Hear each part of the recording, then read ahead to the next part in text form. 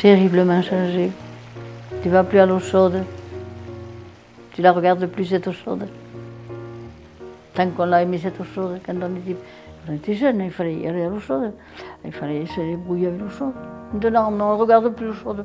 On a tout.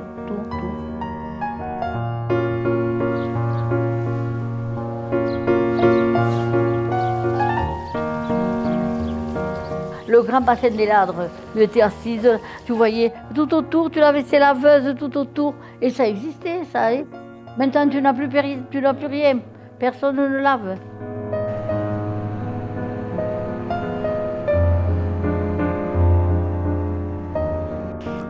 Dans la rue de l'Horloge, tu ne pouvais pas circuler. Les gens se bousculaient pour passer. C'était impensable.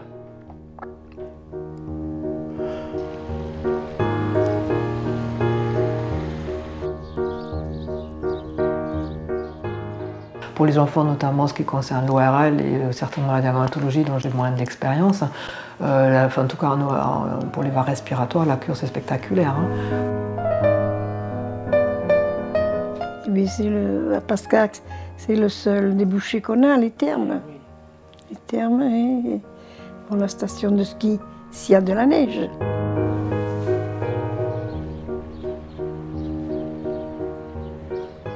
Avant, on disait, vous verrez un jour, vous verrez des skieurs passer avec des skis sur le dos, voire même des chaussures dans les rues d'Ax-les-Thermes. Les gens ne nous croyaient pas.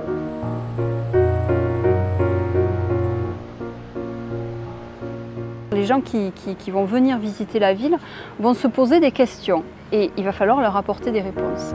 Et pour apporter des réponses, il faut connaître le passé.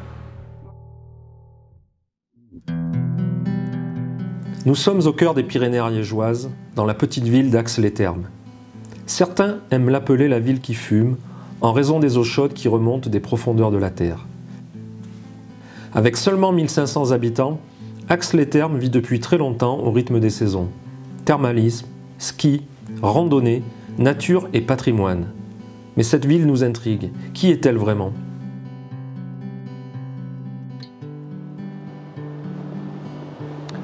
À l'heure où commence cette histoire, Ax n'est qu'une sorte d'austère coin d'ombre du soleil. Jamais. Des sources froides, glacées.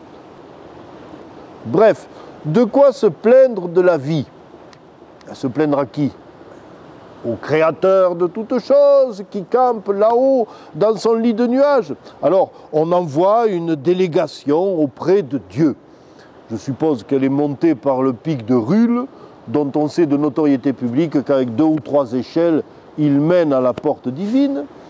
Dieu reçoit les édiles de la ville, écoute leurs doléances, se gratte un peu la tonsure, et puis finit par dire « C'est vrai, j'ai mal fait la distribution entre vous et la Côte d'Azur. Écoutez, compensation, un miracle vous attend, redescendez. » Mes Axéens descendent et trouvent là, dans leur rivière, ô miracle, de l'or.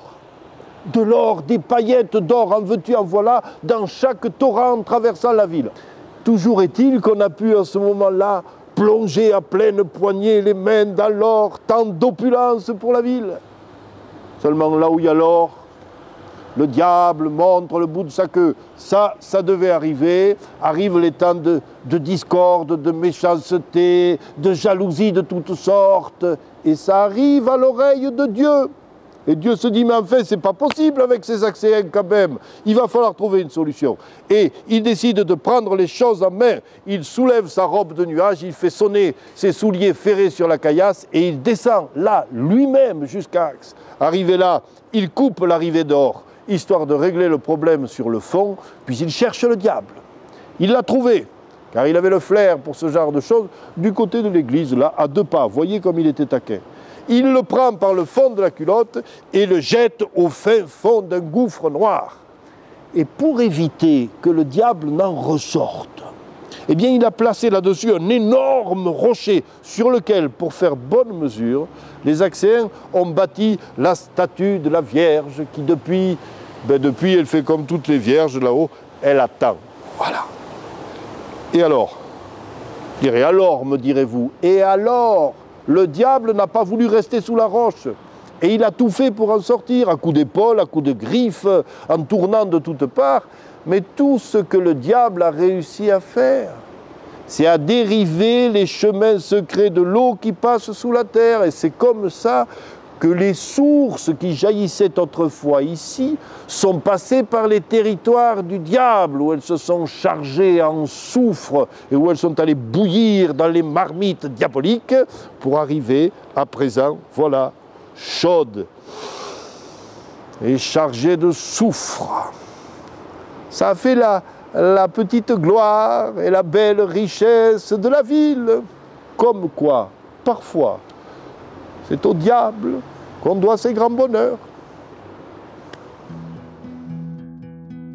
Certains aiment nous raconter des histoires qui font rêver, mais entre la légende et la réalité, il y a parfois une différence. Le nom d'Axe viendrait du latin aquae, qui signifie eau. Axe-les-Thermes a la particularité d'être situé sur une faille géologique, entre schiste et granit. Une goutte de pluie qui tombe sur ce massif met environ 10 000 ans à atteindre les profondeurs de la Terre. En remontant le long de la faille, elle se charge en éléments chimiques, tels que le soufre, et sort à une température proche de l'ébullition, aux environs de 80 degrés Celsius. L'histoire d'Axe est intimement liée à cette particularité géologique. Comme les eaux d'Axe, ce sont des eaux qui coulent depuis, je dirais, la nuit des temps. Évidemment, les hommes qui se sont installés ici ont vu tout de suite l'intérêt de s'installer là, des eaux chaudes qui coulent naturellement. Et il devait y avoir sûrement un côté un peu magique de cette eau chaude qui arrivait naturellement alors que l'eau de la rivière est froide. Donc il devait y avoir un contraste et il est fort probable qu'un culte des eaux se soit installé à l'époque antique. Axe-les-Thermes devient un vrai, alors je ne dis pas que c'était faux avant, mais devient un vrai bourg castral, c'est-à-dire un vrai village fortifié, attesté à partir du XIIIe siècle. Entre Axe et Mérens, il y avait une zone de passage qui est très probablement au lieu dit Runac, et là il y avait un péage. Et de ce péage, on sait qu'il y avait de riches marchandises qui passaient à l'époque médiévale, donc dans la deuxième moitié du XIIIe siècle, de l'or, des épices, et on sait même le prix que l'on payait pour ces marchandises-là. Cela remontait très probablement d'Afrique du Nord, puisqu'il y avait aussi des chameaux. Il est très probable qu'à cette époque-là, l'essor d'Axe-les-Thermes est essentiellement dû à ce commerce. Mes ancêtres, à l'époque, dans les siècles derniers, il y avait des tisserands, il y avait des hôteliers, il y avait des foulonniers, il y avait des tonneliers, il y avait des cloutiers, il y avait des cardeurs de laine, puisqu'à l'époque, il y avait énormément de laine qui venait d'Espagne et de laine qui venait du pays et qui était traitée dans Axe à cause du bienfait des eaux.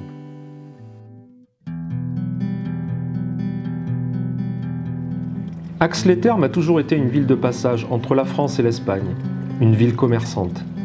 Mais elle a également su utiliser, exploiter ses eaux chaudes à des fins thérapeutiques pour devenir une station thermale réputée. De toute façon, les sources d'eau chaude, il y en a plus de 70 qui sortent, enfin connues à ce jour, donc peut-être qu'à l'époque médiévale il y en avait beaucoup plus. Ce sont des eaux chaudes dont la température va entre 20 et quasiment 90 degrés. De l'eau qui coule à profusion comme ça, avec de telles propriétés, c'est évident que les gens s'en sont servis à cette époque-là. Voilà, enfin, n'importe qui l'aurait fait. Oui, les eaux chaudes, elles étaient à la fois domestiques, industrielles et médicinales. Domestiques parce qu'on faisait un certain nombre de plats avec l'eau thermale, on lavait le linge avec l'eau thermale. Industrielle parce qu'on foulait la laine, et médicinale, parce que c'était depuis en gros le milieu du XVIIIe siècle, c'était une station thermale qui était en prise.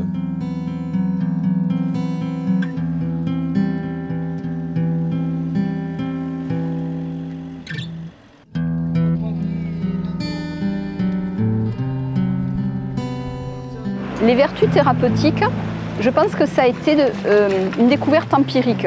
C'est-à-dire que très probablement les gens qui se sont intéressés d'un point de vue scientifique se sont aperçus, je pense, que les femmes qui faisaient la lessive dans cette eau-là, peut-être à l'âge avancé, enfin quand elles étaient vieilles, avaient probablement moins de problèmes rhumatismaux, d'arthrose, d'arthrite, que les femmes du village à côté où il n'y avait pas l'eau.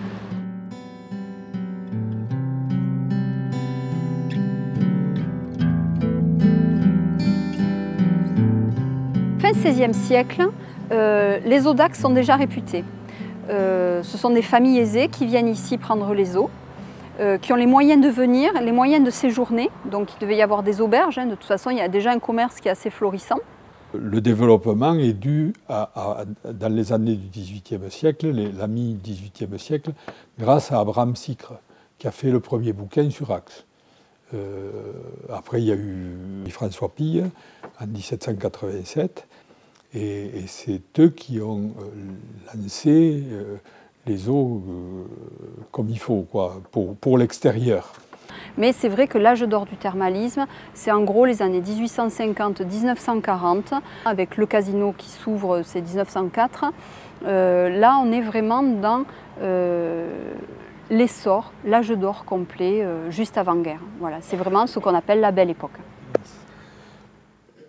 Il ne faut pas oublier qu'Axe-les-Thermes a été la première ville électrifiée, l'année de l'arrivée du train, la première ville à avoir l'eau courante dans les maisons en 1914 et dans les bornes fontaines, la première piscine de l'Ariège, 1948, les premiers tennis, 1930. Et ça a été, on a toujours été à la pointe il fallait attirer le touriste, quoi. Je vais vous dire, c'est comme mon grand-père disait à l'hôtel, soit c'est une mauvaise année, soit on a bien travailloté. Quand on avait bien travailloté, c'est qu'on avait fait beaucoup de sous.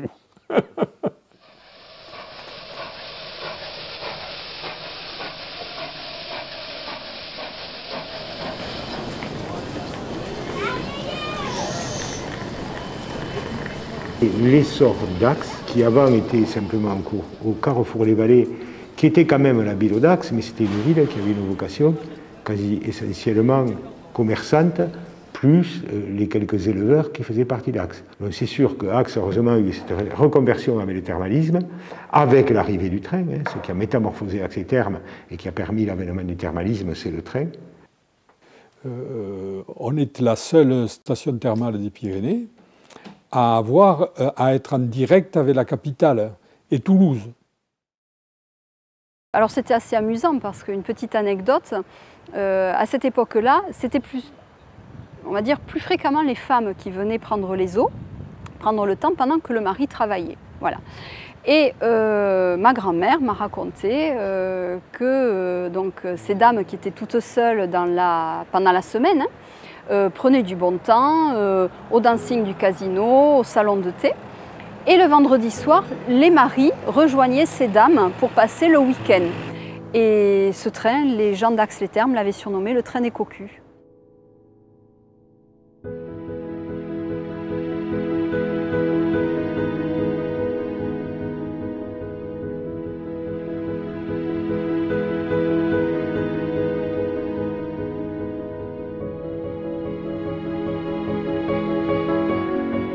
J'avais un curiste qui était venu, il s'appelait Monsieur Maillet.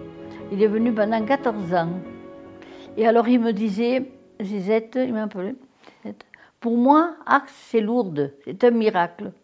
Il arrivait avec un corset de plâtre qui lui tenait tout le corps. Il repartait droit comme nu.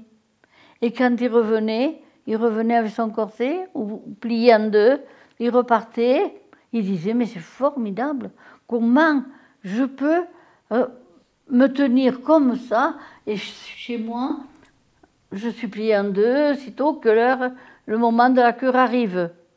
Ça, c'était de bonnes personnes. On en avait comme ça des quantités. Ceux qui avaient des douleurs à la hanche, ils arrivaient, mon Dieu, c'est un miracle, ils me disaient, mais c'est un miracle.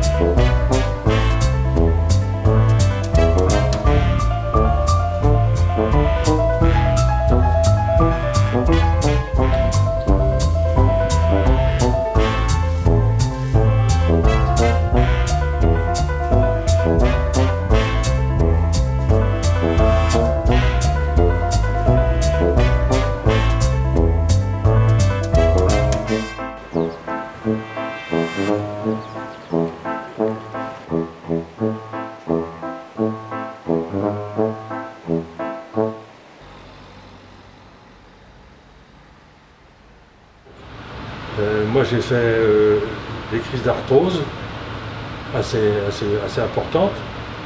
D'ailleurs j'ai subi une prothèse du genou droit. À la plus de terme de résultat, écoutez, je ne prends plus de paracétamol, je ne prends plus de choses pendant plus de 6 mois. Puis après, c'est vraiment très très bénéfique.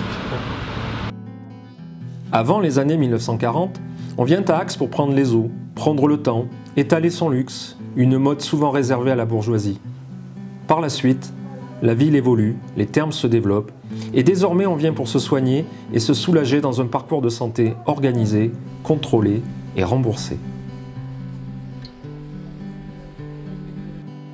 Pour la rhumatologie, ça va être toute la pathologie douloureuse et chronique de l'appareil locomoteur, que ce soit toutes les formes d'arthrose rachidien, des articulations périphériques, les genoux, les hanches, les mains, où on est très démunis en médecine en général, on a peu de choses à proposer. Vous avez parfois les séquelles ostéo-articulaires d'un traumatisme, les tendinites, et bien sûr aussi les maladies inflammatoires comme les spondylarthropathie ou la polyarthrite rhumatoïde en dehors des poussées inflammatoires aiguës. J'ai fait la cure pour le nez et c'est très efficace. Je pense que la cure est très efficace pour le nez, pour la gorge et pour les oreilles. Ça, c'est mon point de vue. Ensuite, pour les rhumatismes, je vais être peut-être méchant, je mets des doutes. Je pense que ça ne fait pas de mal, que ça soulage, mais ça ne guérit pas. Pour les voies respiratoires, vous avez donc toutes les infections récidivantes, aiguës ou chroniques de la sphère ORL ou pulmonaire. Donc au niveau du nez, ça va commencer par les rhinopharyngites chez l'enfant, rhinosinusite, les otites, laryngite, trachéite. Et au niveau pulmonaire, oui, beaucoup chez les personnes qui ont des suppurations bronchiques un peu chroniques. Les soins thermaux vont aider à stabiliser ces phénomènes-là. J'avais un petit-fils du côté de ma femme qui a été envoyé un jour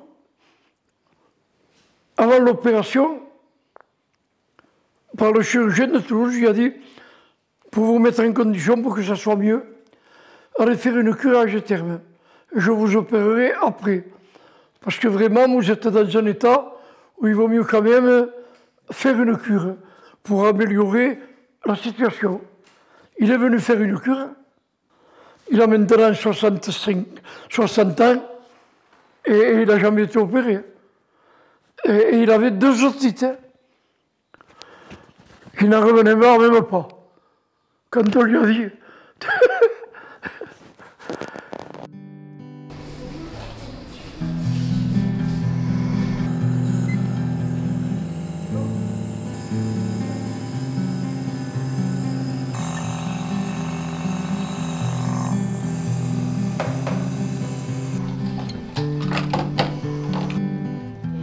Sur 4 ans, c'est donc la 3e année qu'on revient. Et dès le premier hiver, en fait, on a vu, alors surtout sur les enfants. Nous, c'est vrai que ça a bien fonctionné aussi, on était moins malades, mais alors les petits, ça a été radical. C'est-à-dire qu'avant, ils étaient 3 ou 4 fois sous antibiotiques par hiver, et à partir du moment où on a commencé la cure, en fait, ils continuent à attraper des rhumes. Mais par contre, ça ne dégénère plus en otite, angine, bronchite, comme ça pouvait le faire avant, quoi. Donc, et le premier hiver, notre médecin s'est inquiété en disant « Vous venez plus me voir, qu'est-ce qui se passe ?» Non, c'est vraiment impressionnant.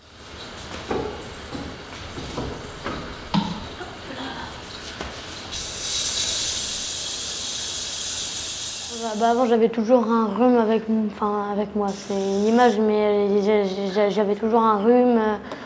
Je devais toujours avoir des mouchoirs, me moucher tout le temps. C'était assez contraignant. Alors que là, il n'y a que, on va dire, 3 semaines qui sont assez contraignantes, mais tout le reste de l'année, t'es libéré, on va dire, un peu. Ouais. Après, nous, donc, c'est ça qui nous plaît aussi, c'est cette façon de se soigner naturellement, en fait, et quelque chose qui est alors un petit peu contraignant, c'est vrai, sur 3 semaines. Après, nous, en tant que Bretons, venir ici, c'est juste super chouette parce que on adore la montagne, et qu'en plus, dans l'année, on prend moins de médicaments, on est moins malade, et c'est un vrai bienfait. D'abord, la première des choses, c'est que la cure, c'est un traitement donc naturel qui a très peu, voire pratiquement pas d'effets secondaires, du moment qu'on respecte quelques contre-indications. Ils ont une meilleure capacité à gérer le stress aussi, parce que dans un monde où tout va aller de plus en plus vite, cette parenthèse thermale, je dirais, les 3 semaines, c'est un moment où on se pose, où on va pouvoir se repenser sa santé différemment.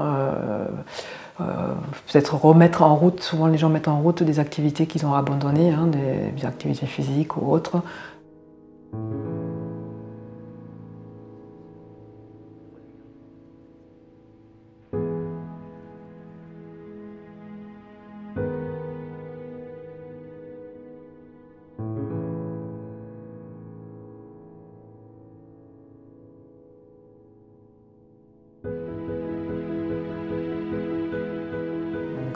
Les curistes aussi, les soins occupent qu'une partie de la journée et le reste, je dirais, c'est aussi du soin quand on va dehors, quand on va marcher, quand on va découvrir, quand on va s'ouvrir un horizon qui n'est plus axé uniquement sur le symptôme et sur la maladie. Ça va apporter, même scientifiquement c'est démontré, des sécrétions hormonales positives pour le corps. Donc pour moi c'est également du soin.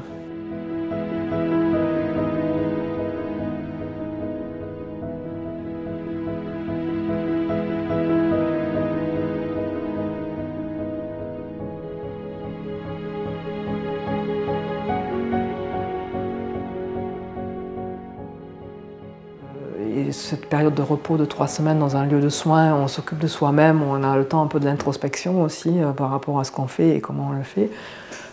Cette coupure avec la vie, elle est de plus en plus importante dans certaines maladies. On voit des gens de plus en plus stressés, de plus en plus avec des pathologies qui apparaissent. Tout ça, ça concourt à dégrader la santé, parce que le corps, faisant face à certaines choses, ne peut pas faire face à d'autres. Et donc la cure à ce niveau-là, cette pause, cette période de calme, de soins, de récupération est extrêmement bénéfique.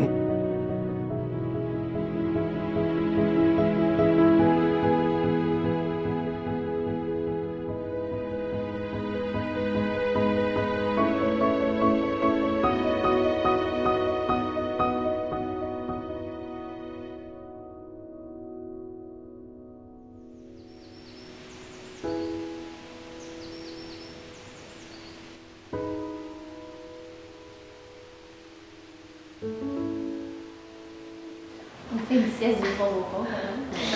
Non, mais souvent on va se balader en montagne, on va visiter ce qu'il y a autour de Axe, à Orlu, le parc des Loups. On peut aller aussi au torrent, c'est vrai que c'est joli et puis c'est reposant.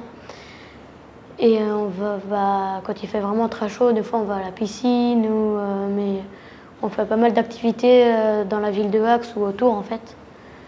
Génial comme vacances. Ce que j'adore faire, c'est voir des marmottes avec mon frère. Et l'après-midi, on sort, on va se promener. Quand il fait beau, on va se promener, on va marcher. On monte au sommet au rocher de la Vierge, là. Hein, c'est une bonne petite ascension qui fait du bien.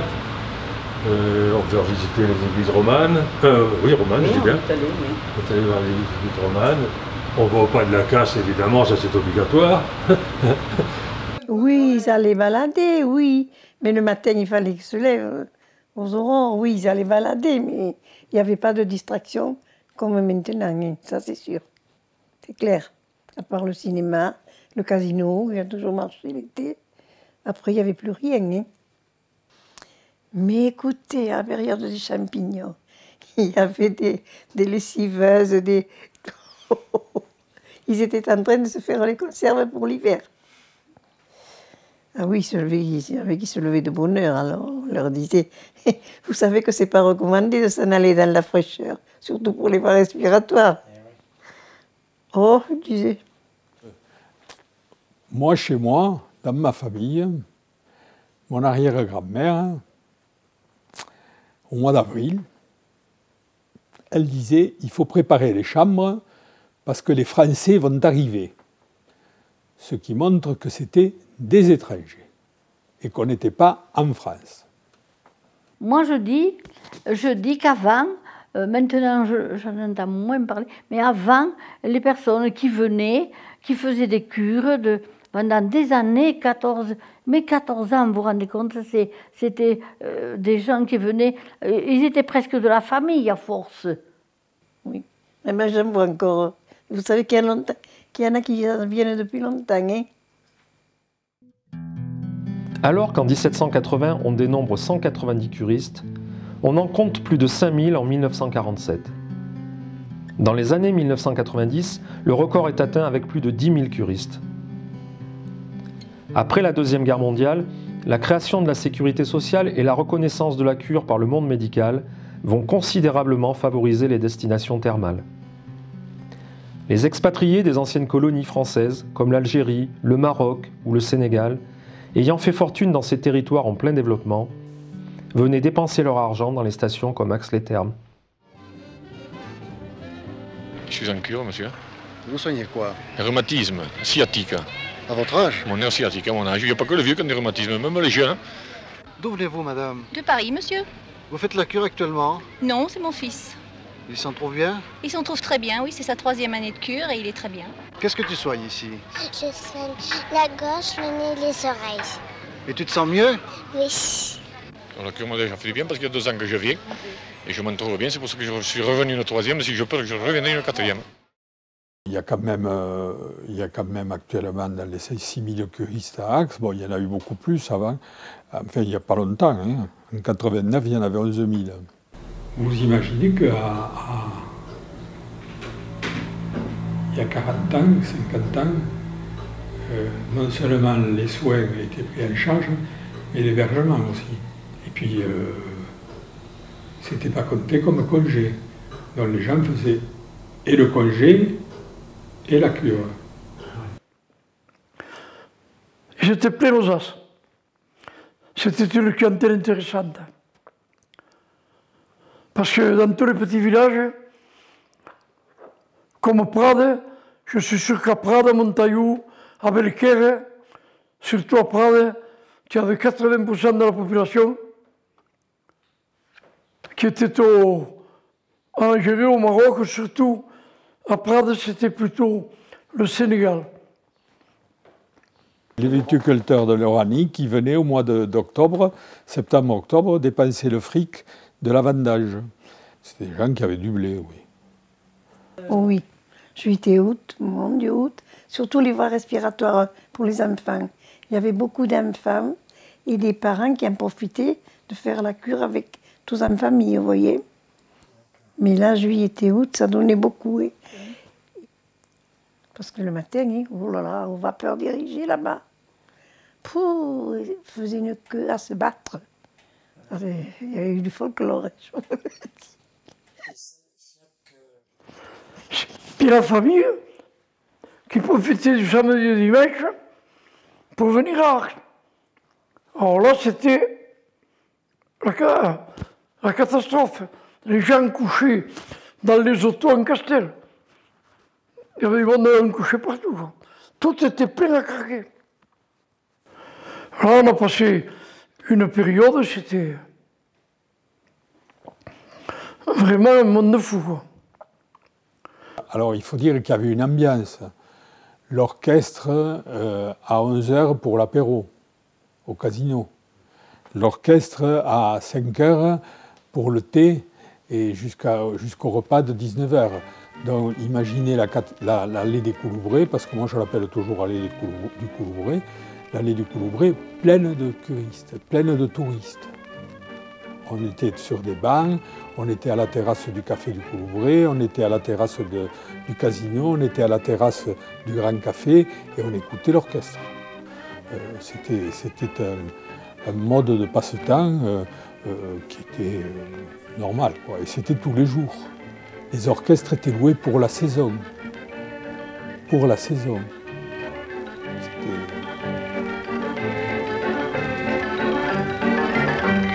On danse dans la java, au bal-musette, aux accents traînants de l'accordéon. On se parle, on se bouscule et sans façon. Mais vous voulez rire, eh bien, je comprends qu'on allait au casino et qu'on allait danser. Il y avait un parquet magnifique, en chêne, je me rappelle. Il y avait un très joli parquet. Ben oui, bien sûr, bien sûr, bien sûr, bien sûr, bien sûr. Après qu'on avait rodé les montagnes et on s'était crevé, on allait au casino. Allez, on faisait, pour la troisième, elle dit, qu'est-ce que tu vas te mettre? On va je vais te faire la robe. Bam, boum, boum, elle me faisait une robe. Une robe, elle me faisait une robe aussi. Allez hop, tu vas voir. Je vais me faire une robe. Allez hop, la robe était faite. On partait au casino avec les maris.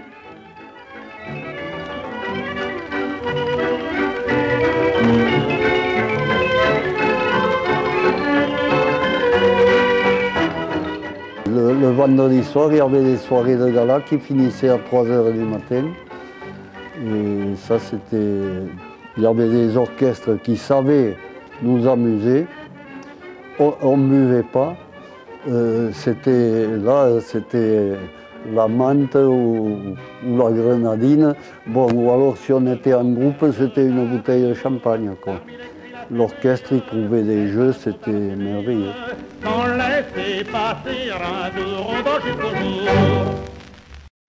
Ah, alors là, il y avait les locations. Toutes les maisons d'Anzac louées. Toutes les maisons. Vous voyez qu'il y avait un peu de place, quoi. Ils s'arrangeaient de faire un coin cuisine et une chambre. Il y avait beaucoup qui logeaient comme ça. Entre pensions de famille et hôtel, il y en avait dans les 25 à 30.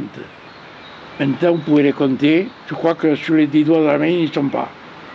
Il n'y en a pas 10.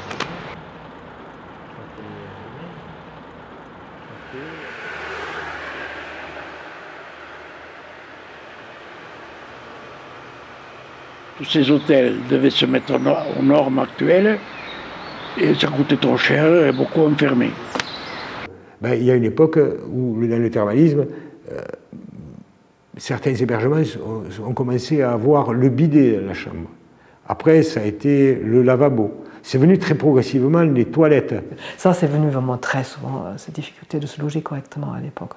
Et du coup, automatiquement, ça a aussi sélectionné des gens qui avaient l'habitude de vivre un peu comme ça chez eux. Et puis petit à petit, les gens, ils ne vont pas venir non plus vivre dans un endroit, trouver des choses tellement inconfortables, alors que chez eux, ils ont tout le confort. Hein.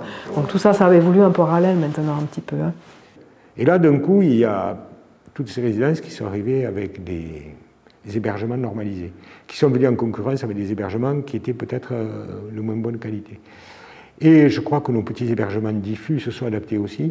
L'un dans l'autre, tout ça, ça fait une dynamique au niveau des hébergements et ça nous permet d'accueillir les gens mieux, dans des bonnes conditions et plus facilement.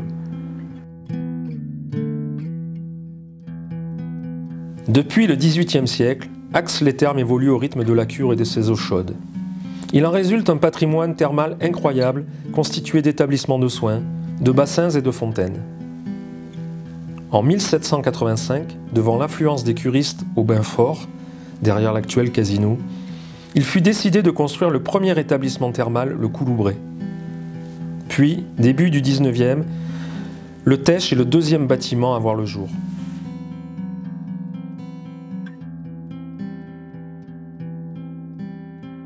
Le Tech, dans l'ordre chronologique de l'apparition des établissements thermaux, est le deuxième, puisque le premier c'est le Couloubret, le deuxième c'est le Tech. Alors il apparaît au XVIIIe siècle. Il faut savoir qu'à cette époque-là, les eaux n'étaient pas forcément publiques, puisque chacun dans son jardin pouvait avoir des sources. Donc ce sont des familles à qui appartenaient les terrains qui ont récupéré cette eau. Donc c'était des sources qui arrivaient de derrière l'établissement que l'on voit actuellement. Et donc ces eaux étaient captées très sommairement dans des piscines collectives ou des petites baignoires individuelles. Pourquoi le XVIIIe siècle? Parce que c'est vraiment l'essor du thermalisme. Donc on est déjà, Ax-les-Thermes est déjà en retard par rapport à d'autres stations thermales des Pyrénées. Donc je pense qu'il y a eu un développement très rapide à cette époque-là des différents établissements et un peu une course à celui qui aura le plus joli établissement. Et donc l'évolution de ce bâtiment, c'est essentiellement de l'amélioration. On a couvert cette promenade qui était entre les deux bassins. On a fait une galerie intérieure où les gens pouvaient se promener. On le voit sur les photos du XIXe siècle, les cartes postales anciennes. Les gens sont à l'abri. Dans cette course à l'amélioration des établissements thermaux, bien sûr, c'était celui qui aurait les plus belles baignoires, c'est celui qui aurait la plus belle promenade. Et le Tech s'est doté très rapidement, et d'ailleurs c'était très à la mode à cette époque-là, d'un magnifique parc avec des essences d'arbres exotiques. Voilà, où on se promenait pour se reposer, parce qu'une cure thermale fatigue énormément.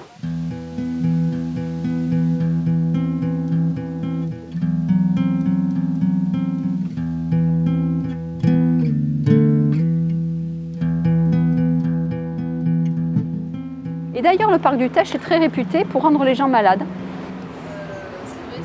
C'est un fait, à chaque fois que ma grand-mère me disait « si tu vas au parc du Tech, prends une laine » parce qu'on ressort toujours avec un rhume. En fait, je pense que les arbres apportaient une telle fraîcheur avec leur ramification, avec la rivière qui est juste à côté, il devait y avoir un microclimat un peu trop frais et du coup, c'est vrai qu'on était souvent enrhumés. De son côté, M. Sicre, le propriétaire du grand et luxueux hôtel d'Espagne, fit élever dans les jardins de son hôtel le bel établissement du Breil, actuellement dans les jardins de l'hôpital. Enfin, en 1864, fut créé le dernier établissement thermal dénommé le Modèle. Aujourd'hui, cet établissement est associé à la résidence Le Grand Tétras, proposant ainsi un hébergement couplé à des soins. Seulement 5 stations thermales en France possèdent ce type de complexe, ouvert toute l'année.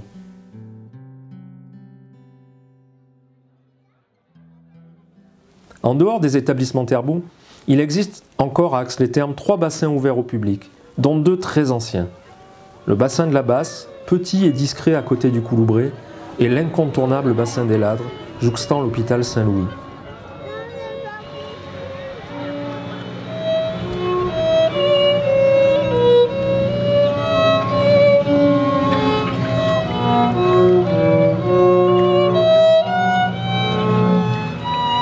Moi j'imagine le bassin des Ladres comme un lieu de vie très gai, très joyeux, où les gamins devaient batifoler, où on devait tomber, on devait rire parce que la lavandière s'est cassée la figure, etc.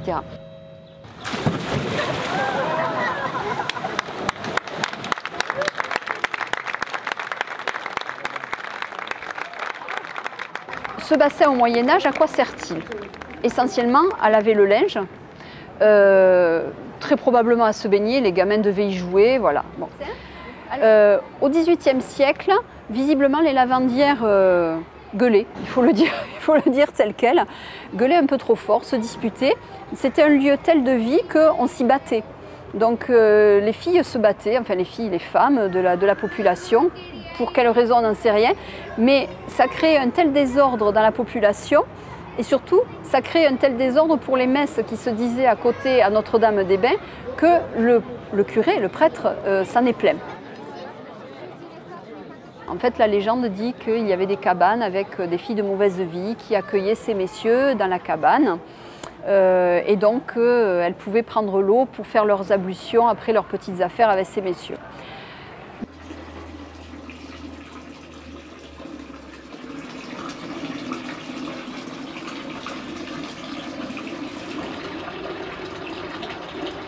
À l'entrée de l'hôpital Saint-Louis, là, il y a la fontaine,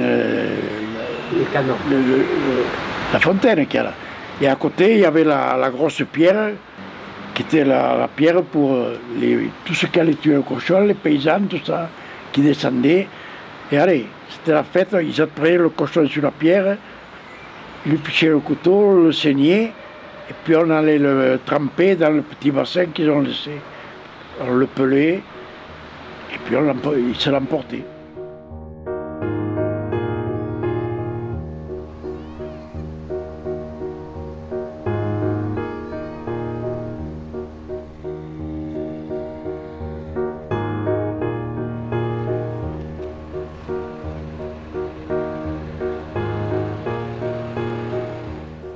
La question que posent souvent les gens, vos bassins sont sales.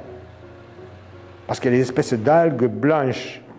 Eh bien, c'est tout le bonheur, c'est quand cette eau thermale se refroidit, c'est des archéobactéries qui font ça, et c'est toute la force de cette eau au niveau action thérapeutique. C'est vrai, les curistes, ceux qui arrivaient pour la première fois, des fois, mon Dieu, madame, mais ça ne vous gêne pas, cette odeur, ça ne... Mon Dieu. Bon, je dis non, je ne fais pas attention, quoi, j'étais habituée. C'est les premières inspirations qui sentent. Très rapidement, le soufre, l'odeur disparaît.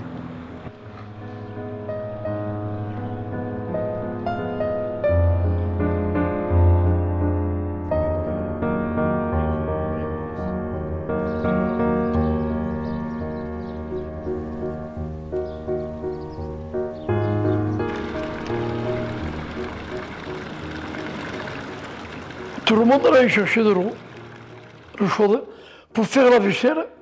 Il n'y avait pas de lave-vaisselle, tout le monde faisait la vaisselle avec l'eau de canon. Alors là, vous auriez vu après le repas de midi, tous les gamins avec eux. Oh là là là là là là, mais seulement l'eau. Elle n'arrivait jamais pour faire la vaisselle.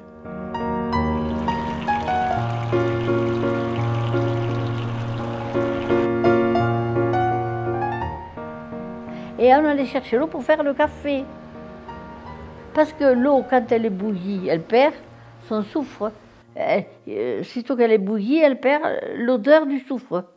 Ça fait qu'elle faisait le café, elle la faisait bouillir, elle faisait le café avec cette eau chaude. Et puis il y en a qui se faisaient la soupe à l'ail. Il y avait l'ail, le pain. On n'avait pas beaucoup de pain. Hein. Et ils mangeaient la soupe à l'ail avec l'eau des canons. Moi, je ne l'ai pas mangé, c'est affreux. Hein. Affreux. Et voilà. Mais étant jeune, entre 15 et 20 ans, en principe, on allait, comme presque personne n'avait de douche ni de baignoire chez eux, eh bien, on allait se laver le dimanche matin au Tèche. Oui, alors ça, c'était un bain de propreté. Voilà.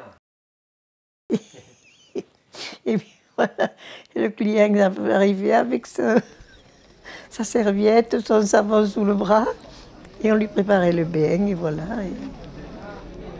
Et il faisait sa toilette, là. Et pour les accents, c'était gratuit.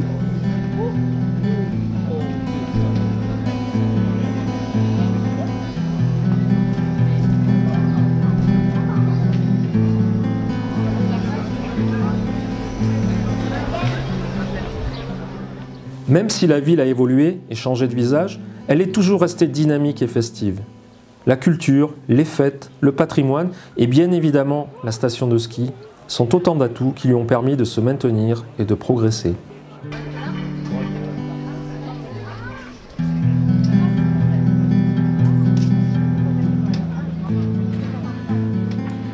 La fête qu'il y avait à Saint-Vincent, la fête locale, ça se passait au milieu du Bray. Mais il n'y avait pas la circulation qu'il y a maintenant. Il veut du monde de partout, de France, de Tarachon, des cabanes. Hein. Tu avais la place tout juste un peu pour danser, devant l'orchestre un peu là au milieu, tellement que tout le monde était entassé. Quoi. La place février était noire, hein. Malgré le mauvais temps, hein. Parce que je ne vous dis que ça. Quand il neigeait, il neigeait. Il y a les cantonniers, on enlevait la neige pour danser, mais sur les bords, elle y était la neige. Et là, on avait des grandes bouillottes d'1,20 m, comme ça, qu'on remplissait à l'eau chaude et qu'on mettait sur l'estrade, tout autour de l'estrade, et sous les pieds des musiciens, pour qu'ils échouent. Et quand elles se refroidissaient, si nous faisaient signe, le comité, on allait les remplir et les remettre. Et puis c'était la fête, il n'y avait pas que sur le Bray, même dans les maisons, les familles se rassemblaient, la croustade du pays, les tripes, les tripouses et à l'avant. Ça marchait. Oh là là là là. Alors là, c'était un repas extraordinaire. Hein. Bon, je me rappelle, alors, il y avait, elle commençait, elle faisait les hors d'œuvre, c'était beaucoup de charcuterie. Après, les grands-mères, elles faisaient du bouillon, la poule farcie. Mais il y avait un repas monstre. On mangeait, c'était fou ce qu'ils mangeaient à l'époque. On avait du pain, on avait de tout, avant la guerre. Et des desserts, alors les croustades. Oh, les femmes, elles faisaient des quantités de gâteaux, de croustades. Mais c'était dur comme des pierres, ces croustades. C'était, bon, je ne sais pas comment je fais. Enfin, et alors, elle les distribuait, attention, hein. Elle se les donnait. Elle les donnait à la campagne, des unes, des autres. C'était incroyable. Tout ça, c'est... Mais ça fait loin, ça, mon Dieu, mon Dieu, mon Dieu.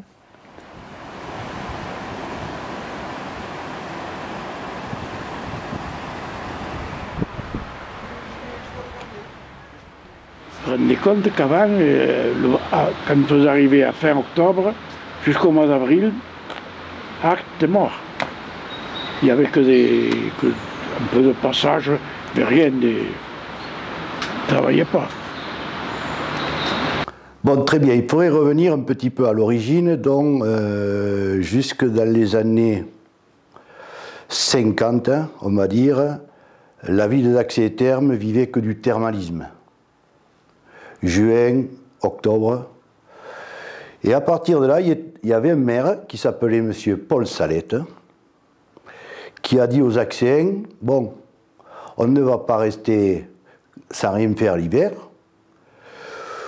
nous allons créer une station de sport d'hiver. Il y avait une rivalité politique dans le département entre, à l'époque, les socialistes et les radicaux, qui ne s'entendaient pas. Alors automatiquement, ils ont donné l'autorisation à condition que son projet soit moins coûteux. Et pour qu'il soit moins coûteux, il fallait qu'il parte du point le plus près de l'arrivée. Et lui, il a pris une option en partant du lieu dit Berduquette pour monter au Saquet, dont l'accès c'était 900 mètres, 2000 mètres, avec un téléphérique qui montait en 6 minutes. Ça, c'était en 1956. Bon, alors mon grand-père avait, à l'occasion du téléphérique, de la campagne pour le téléphérique, il chantait sous les fenêtres des gens qui étaient sur la liste contre Salette une chanson avec son banjo qui était la suivante. Nous aurons le téléphérique, cet engin vraiment magnifique, nous mènera de Berduquet jusqu'aux cimes du Saquet. Mal bâtis, boiteux rachitiques, monteront comme les skieurs dans la voiture du bonheur.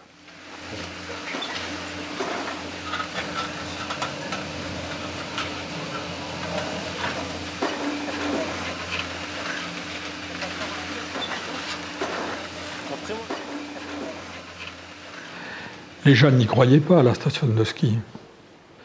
La première année de l'ouverture de la station, en 54, 55, il y a eu 2-3 hôtels ouverts. Économiquement parlant, pour la ville, ça a été un plus, puisque du monde est arrivé, surtout de la région toulousaine. Et que la station de ski a donné 2 saisons à Axe. Donc, pour les commerçants, 2 fois à prendre du fric. Quand ça a ouvert, c'était quand on arrivait à faire 1200 personnes le dimanche, mais c'était la folie, quoi. Le petit inconvénient qu'il y a eu pendant une dizaine d'années, c'est qu'on avait beaucoup d'attentes, et surtout le soir quand on rentrait. On rentrait, des fois, c'était 10 heures du soir, parce que les cabines étaient de 35 places, et quand il y avait 1000 personnes à descendre, à 35, même en 6 minutes, il fallait quand même un certain temps. Alors, ah ben, il y avait 3 téléskis. 3 téléskis. Un petit sur le plateau, un moyen, et puis alors le grand qui était tout à fait en bas là-bas, là il faisait pas très chaud. Et puis on a ouvert le Vallon des Campels par un télésiège en 58, une place, qui a des anecdotes exceptionnelles, puisqu'on mettait à peu près 20 minutes pour monter sur un siège, et quand il faisait froid, on nous mettait des couvertures dessus, c'était la grande époque. Et donc c'est un nouveau maire qui a été mis en place, et lui, il a pensé faire du plateau de Bonascre le deuxième accès sur cette station. En 2001, on est arrivé à ouvrir ce téléporté qui amène les gens à 8 minutes jusqu'à Bonascre. La révolution a eu lieu avec le téléporté, qui nous a amené des hébergements différents, des résidences touristiques. La première, ça a été Pierre et Vacances, il y a eu Néméa, il y a eu les Chalets d'Axe, etc., qui ont permis à la station de survivre, hein, parce que ce qui fait notre force, c'est d'avoir ces lits. Notre faiblesse, c'est de ne pas en avoir assez, de lits banalisés, de skis commerciaux, hein, pour la station de ski. Et le personnel, ça représente quand même 130 emplois dans la saison, avec emploi saisonnier. Après, il y a une trentaine de personnes qui sont à l'année. En économie induite, ça représente 500 emplois. Donc, ce n'est pas quelque chose qui est négligeable. Mais on a des projets pour la suite, hein, la jonction avec Mérens, Saoui, et peut-être autres. Hein, on a un projet à 10 ans. Mais voilà, déjà il y a ça. C'est quand même un axe très fort sur 10 ans. Donc, ce qu'on a connu à l'époque, je peux vous dire, c'était la galère. La galère. Et quand je dis la galère, c'est qu'on avait des gants en laine, c'était tout le temps trempe, on ne faisait que tomber.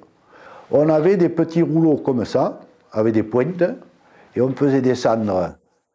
Chaque fois qu'on faisait en ski, on faisait ça, on damait ça, mais comme ça n'avait pas trop de poids, alors on faisait 5-6 passes pour qu'on puisse skier un peu. Donc c'est les gens qui damaient les pistes, quoi. En tombant, voilà, à force ça damait. Voilà, on était tout le temps dans la neige, c'était une... Si on revenait à l'époque, je suis sûr qu'il y en aurait beaucoup moins de skieurs. Il n'y aurait pas besoin d'investir autant. Voilà. Maintenant, quelqu'un qui apprend à faire du ski, il commence là, une fois qu'on lui aura appris l'ABC, on met les skis. En 2 jours, quelqu'un sait descendre une petite piste verte. Avant, il fallait combien? Avant, c'était pas ça du tout. Il fallait presque une saison pour arriver à descendre une piste, quoi.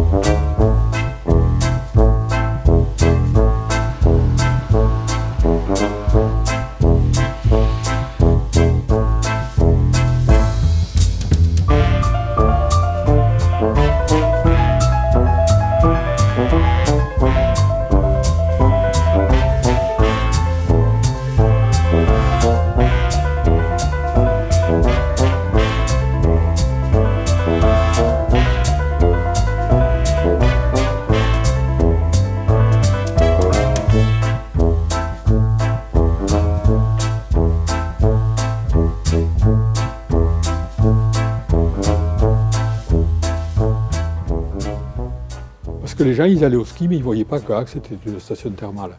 Alors, après, ça a valu le Couloubré, qui est monté en puissance. Combien il y a d'entrées au Couloubré? Il y en a plus de 100 000, quoi. 120 000, je crois, un truc comme ça. Et, donc, c'est des choses qui n'existaient pas à Axe. Il faut se rendre compte de la vitalité de la station maintenant. Et on s'aperçoit quoi? Que les gens qui viennent au ski viennent dans cette station parce qu'en même temps, ils regardent quoi? Qu'il y a un centre thermoludique. Alors il y a quand même le thermalisme, il y a le thermoludisme. Le thermoludisme qui est un atout indéniable, qui fonctionne très bien, qui marche très bien. Ils sortent du ski, ils vont se baigner, ils sont contents. Mais ce n'est pas des bains pour se soigner.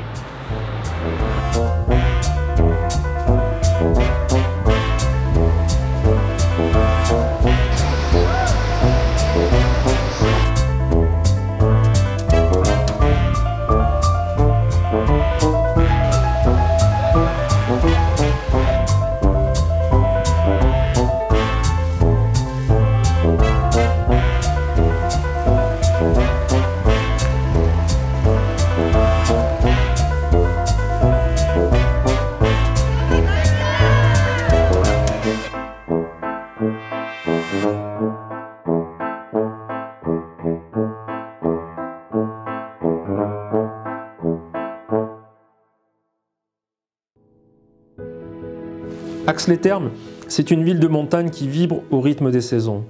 Détente et thermalisme, randonnée et balade en montagne, neige et ski, fêtes et patrimoine. C'est aussi une ville au passé riche et tumultueux qui a toujours su tirer son épingle du jeu. Elle se transforme, elle s'adapte, elle progresse, mais elle garde toujours à l'esprit un développement économique innovant et respectueux de ses populations. Le thermalisme pour un maire d'Axe, c'est un pilier essentiel de l'économie. On a 2 piliers, 3 piliers, dirons-nous plutôt. Le ski, qui a pris un petit peu le pas, et surtout au niveau de l'image. Les gens connaissent plus Axe 3 Domaines par les arrivées du Tour de France, mais surtout par le développement de la station de ski.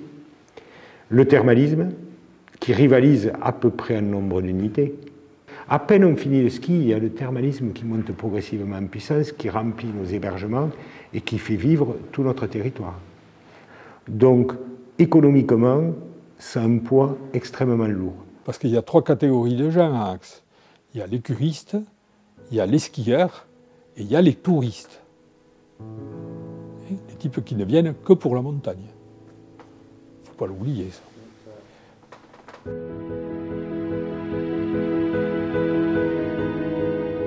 Il y a la montagne autour et les gens ils viennent pour l'ensemble. Pour l'ensemble. Même certains papis, certaines mamies qui ont du mal à marcher, ils se régalent de voir les montagnes. Et ça, c'est important. Donc grâce à ça, à nos 3 piliers de l'économie, certes c'est une économie saisonnière, mais qui fait le tour du cadran sur l'année. Je crois dans le thermalisme qui est quand même une médecine douce, qui a quasiment aucun effet secondaire si ce ne sont des effets bénins.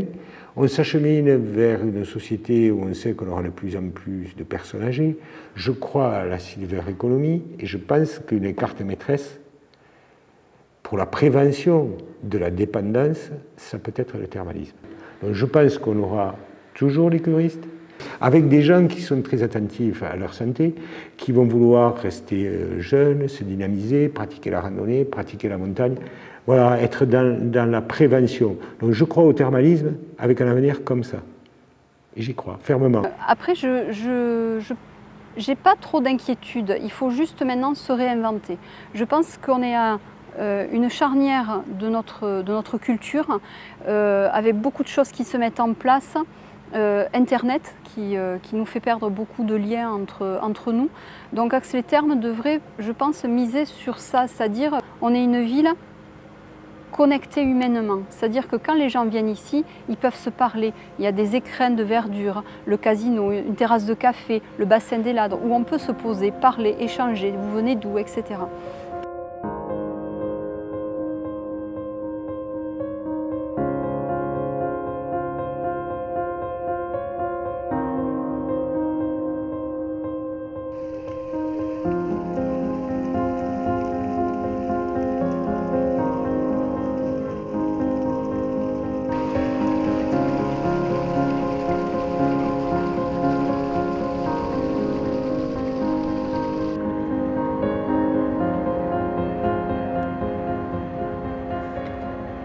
Ax les Thermes, ça a été un passé riche, ça a été un passé mouvementé, c'est une histoire.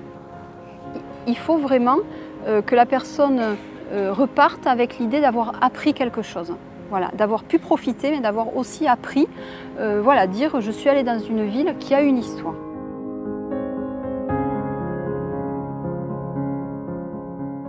Oh, que c'était bien tout ça.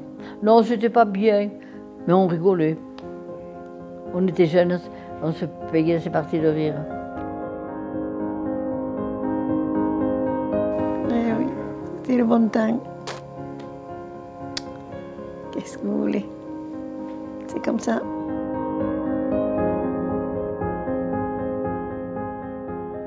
Donc la médecine, on se soigne pour vivre. Hein. C'est pas un fin en soi, je dirais. C'est un retour dans la vie. Notre ville change, notre ville évolue. Moi, je suis content de voir l'évolution de notre ville qui est avec un bon brassage de population. Il y a beaucoup de renouvellement, ça bouge. Il y a quand même une sacrée dynamique. Mais surtout, continuons comme ça.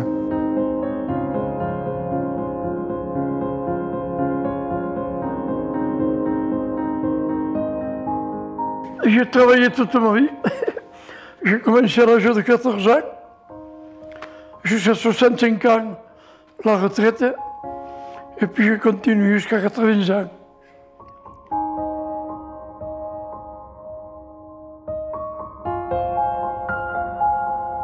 Oui, mais ma foi, je suis heureux d'avoir rendu service à beaucoup de monde quand même.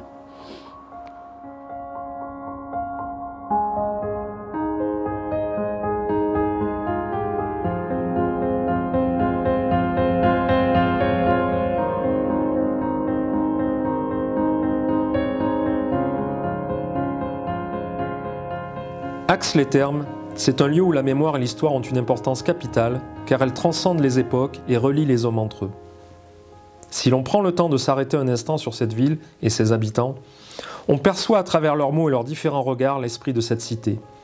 Une ville sensible, une ville à fort caractère, une ville mouvante car en perpétuelle mutation. Nous sommes dans une station de montagne dynamique et humaine dont la force est de connaître son passé pour construire son avenir. Nous sommes en Ariège, dans les Pyrénées. Nous sommes à Ax les Thermes.